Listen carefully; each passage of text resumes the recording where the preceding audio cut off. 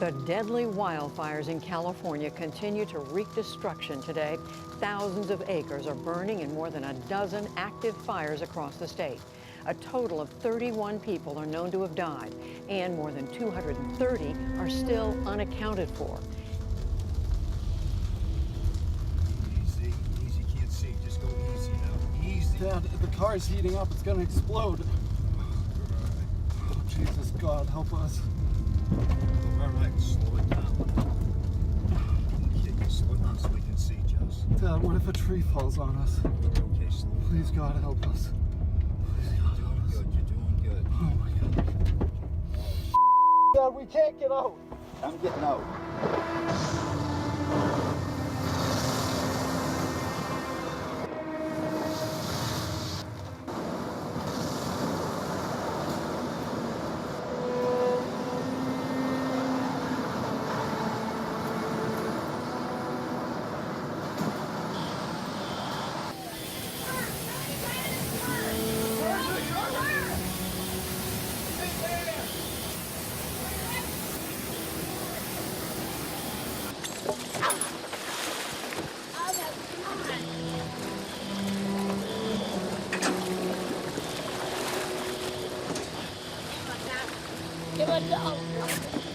No, she bet that be heavy. I got you, dog. Oh,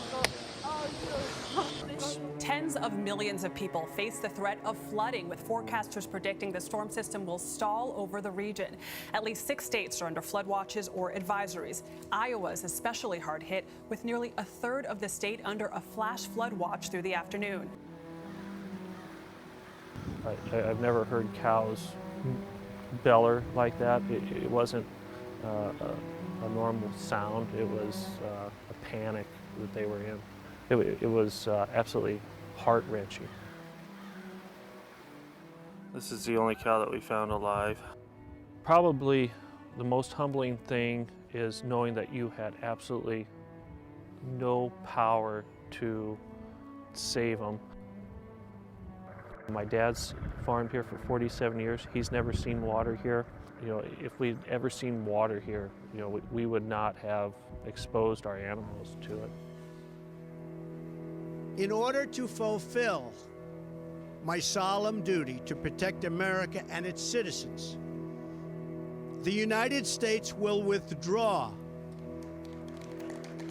from the Paris Climate Accord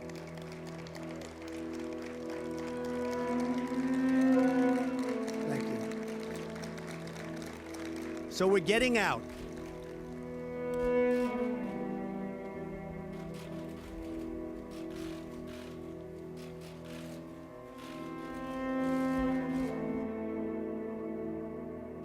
In November of 2018, federal scientists released a major climate assessment report which stated that the Earth's climate is now changing faster than at any point in the history of modern civilization, primarily as a result of human activity. The report also states that the severity of future impacts is directly tied to decisions made in the present. I've seen it, I've read some of it, and I don't believe it.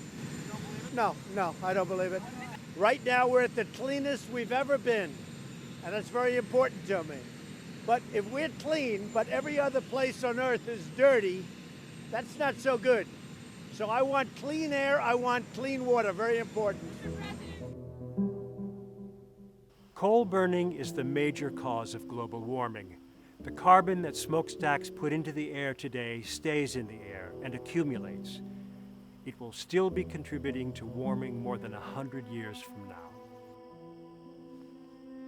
Coal smoke produces tiny sulfate particles that turn deadly when they penetrate into the lungs and enter the bloodstream, contributing to respiratory disease, heart attacks, strokes, and asthma, especially in children and in older people. Never knew we had asthma. There's no asthma in my family. But then here's my 5-year-old granddaughter who has it ever since she was 2. I have a grandbaby that's 1 and an infant that has asthma that needs to be on a nebulizer. Watching my kids not being able to breathe is hard because it can kill you.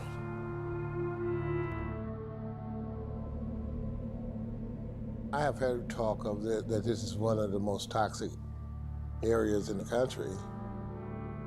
When my friends come over to visit, even from out of state, they go, "What is that smell? Why is the sky different over on this side of the freeway as opposed to the other side of the freeway?"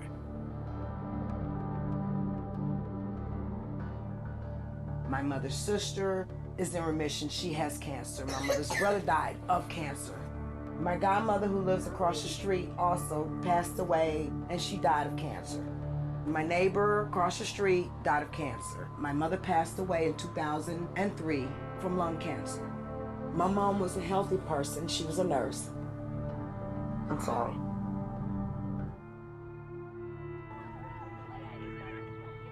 Over the past 3 decades, nationwide asthma rates have more than doubled. And climate change puts those Americans at greater risk of landing in the hospital. As one of America's governors has said, we're the first generation to feel the impact of climate change and the last generation that can do something about it. And that's why I committed the United States to leading the world on this challenge, because I believe there is such a thing as being too late. And today we're here to announce America's Clean Power Plan, a plan 2 years in the making, and the single most important step America has ever taken in the fight against global climate change.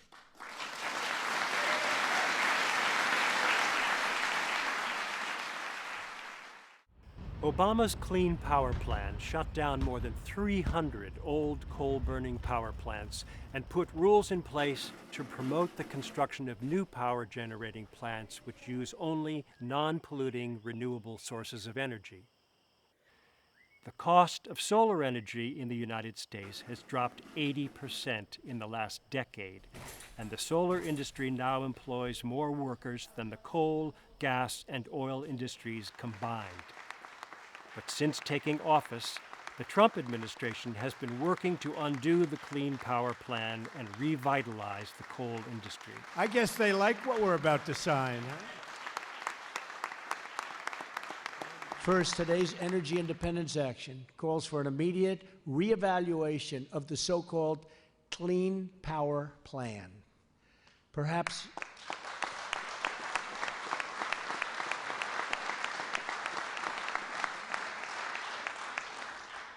no single regulation threatens our miners, energy workers, and companies more than this crushing attack on American industry. Second, we are lifting the ban on federal leasing for coal production. Third, we are lifting job-killing restrictions on the production of oil, natural gas, clean coal, and shale energy. My administration is putting an end to the war on coal. We're going to have clean coal, really clean coal. Okay.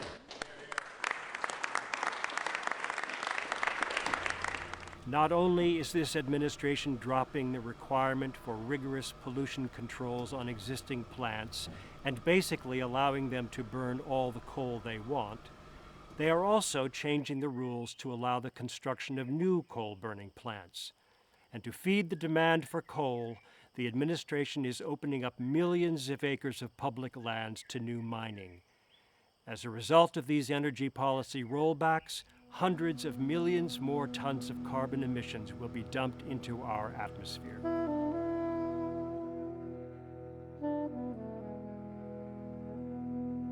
In 2012, in order to reduce overall tailpipe emissions, President Obama reached an agreement with the automobile industry to double fuel efficiency for cars and trucks by the year 2025.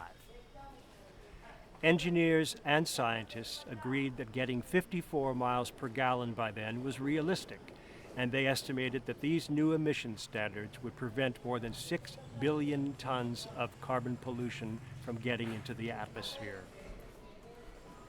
In 2017, President Trump ordered the EPA to roll back the fuel efficiency standards that the auto industry had earlier agreed to with President Obama. I kept my word. I followed through on my promise, and by the way, many other promises. You've seen what's happened. Many.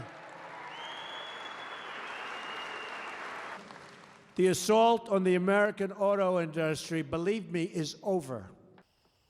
Behind the scenes, the oil industry had spent millions of dollars lobbying against limits on tailpipe emissions, and oil executives had promised investors that relaxing emission standards would mean selling up to 400,000 more barrels of gasoline every day.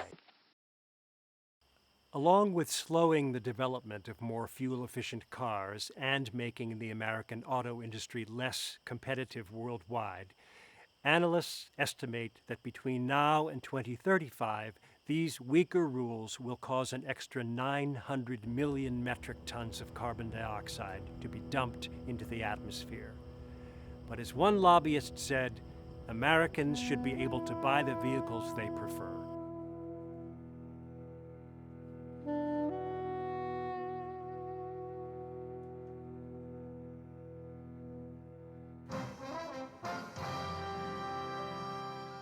The Trump administration has taken its third major step to roll back the regulations that are meant to curb the greenhouse gases that cause global warming and climate change. The Environmental Protection Agency today issued new rules making it easier for oil and gas companies to release methane, which is a particularly potent greenhouse gas. Methane is a heat-trapping gas that is leaked from oil and gas wells. As a cause of global warming, it is 25 times more potent than carbon dioxide. Methane is invisible to the naked eye, but can be detected by infrared cameras.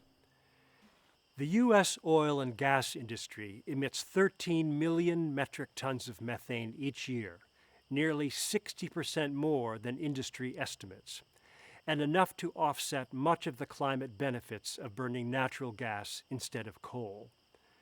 But since the 2016 elections, industry lobbyists have persuaded the Trump administration to eliminate the Obama-era rules that curb and monitor the release of methane into the atmosphere.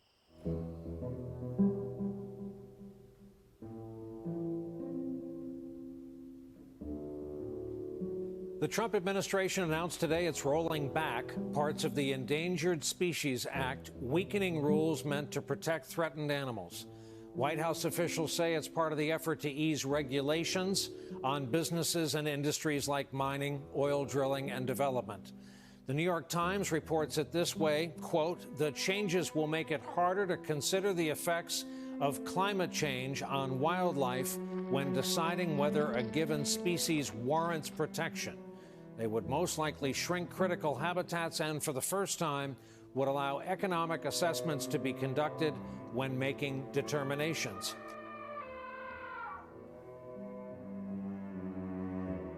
You look at the environmental impact statements, they're just nonsense, okay? Just total nonsense. There's a highway in a state not so far away. The road was a dead straight road, dead straight, so that if you had a rough night, you can go straight. Now it's a road that goes this way because of nesting, different things nesting. Who the hell knows what's nesting, but whatever it is. So the road ends up being twice as long and curving like hell, and unless you're 100% sharp, you're in deep trouble.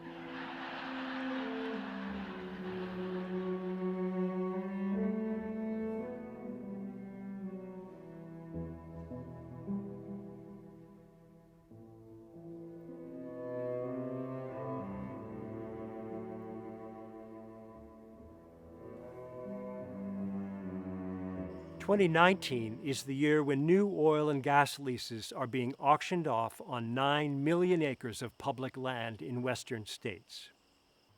The new head of the Department of the Interior, a former oil and gas lobbyist, is speeding up the process of getting leases into the hands of the oil companies before the 2020 elections, so that drilling will already be underway and harder to stop if the Democrats should win. At only $2 an acre, the big industry companies are rushing to take advantage of what is essentially a giveaway.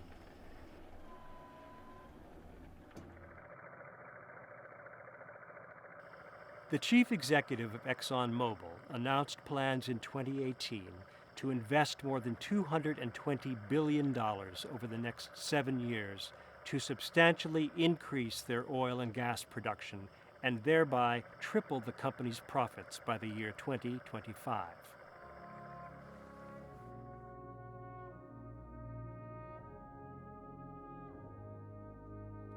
For decades, ANWR, the Arctic National Wildlife Refuge, has been a federally protected, unspoiled, awe-inspiring landscape open to backpackers and hunters, but off-limits for drilling and mining.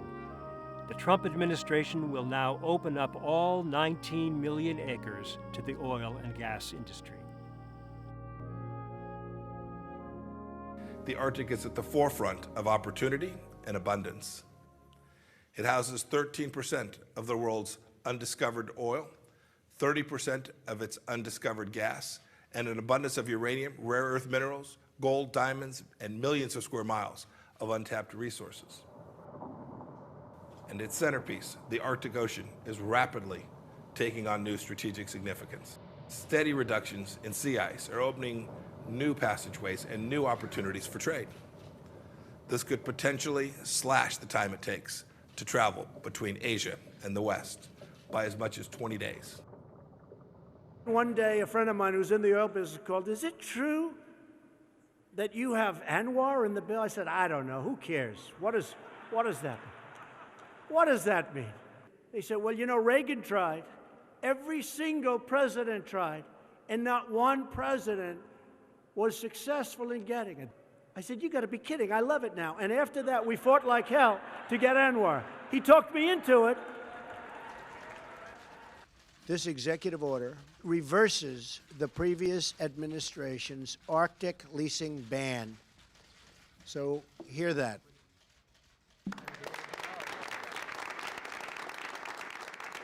It's not surprising that the Trump administration is going after another set of climate change regulations. President Trump campaigned on this. He specifically campaigned on helping the oil and gas industry. What is sort of surprising and interesting is how effectively and efficiently they're doing these regulatory rollbacks. So much of this administration's policy agenda is dysfunctional or chaotic, whereas the moves to roll back these regulations, particularly on climate change, they're being done correctly. They're going through the right channels. Quietly and under the radar, this piece of the policy agenda is chugging along and making a difference. Under this administration, we've ended the war on American energy. We've added more than 450 oil and gas rigs nationwide. We finally opened ANWR in Alaska. We approved the Keystone Pipeline. Keystone Pipeline. We got the Dakota Access Pipeline out of a lot of trouble. They had built it, but they had a little problem. They had a river, and they didn't have that permit. I gave it to them. Dakota Access Pipeline. Again, subject to terms and conditions to be negotiated by us. At the same time, we're strongly protecting the environment. We have to protect the environment. The United States has among the very cleanest air and water in the world. We are the best, and you want that, and I want that. I want clean air and beautiful, crystal clean water, right? We want that. People don't understand that about us. They don't understand that.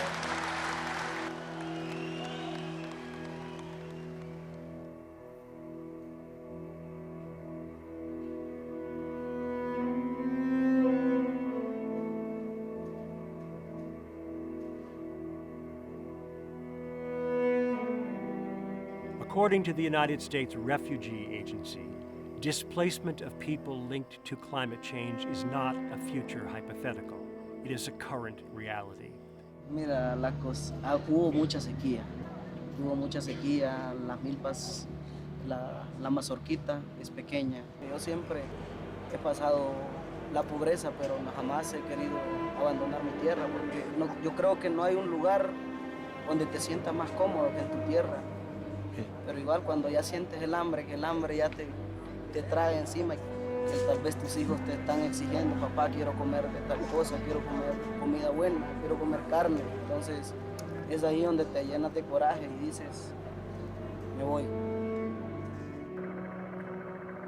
Given the oversized role that migration plays in our current political discourse, some activists are asking why there is not more concern about climate change, the one factor that security experts believe will affect migration more than any other. U.S. military leaders and foreign policy experts agree that the growing number of climate refugees will lead to massive political and economic upheaval around the world.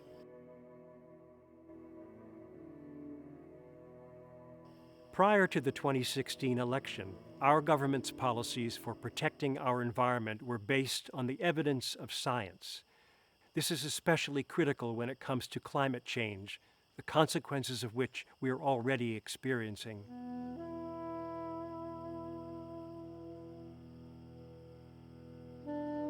The current administration has undermined that science by establishing an advisory panel whose mission it is to call into question the scientific consensus behind how and why the planet is warming.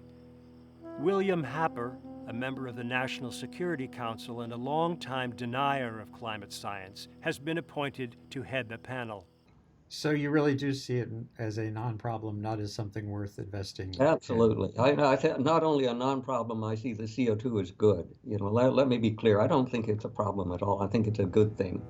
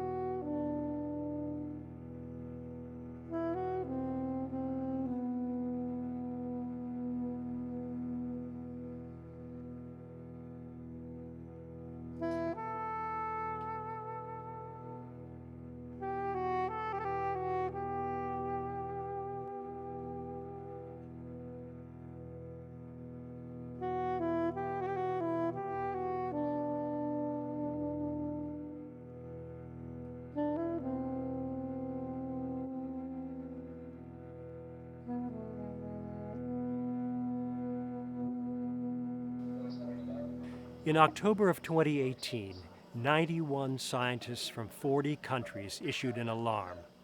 They said that if we do not reverse the trend now, and if the Earth's temperature increases more than 1.5 degrees above pre-industrial levels, the effects upon the world's climate will grow beyond our capacity to deal with them. We will soon pass the point of no return. The tipping point is the point at which we cross the peak of the hill, and we no longer need to keep pushing to keep the planet moving towards a much hotter place. It will just keep rolling onwards, all on its own. So far, we've only pushed up global temperatures by around 0.8 degrees centigrade. But because of the 40 or 50 year time lag between emissions and temperature rise, the emissions already in the atmosphere commit us to raising temperatures by around another 0.6 degrees over the coming decades, which could easily be enough to place us right at the peak of the hill, or even over it.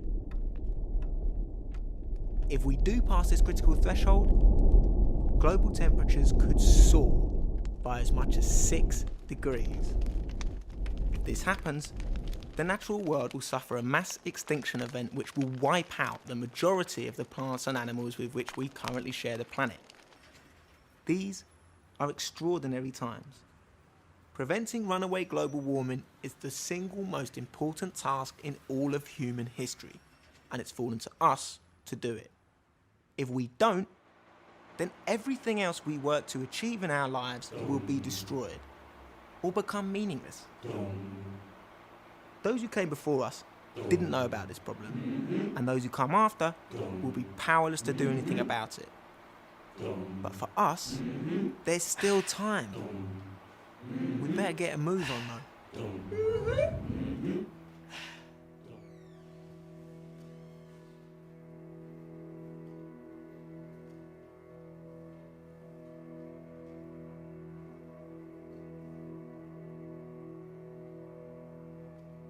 We are beginning to experience a collapse of nature's balance. At the same time, we are seeing a breakdown in our world order. Is there anything that can be done to stop this headlong rush toward extinction? Some climate scientists think that we are already too late, but there are many who think we have one last chance.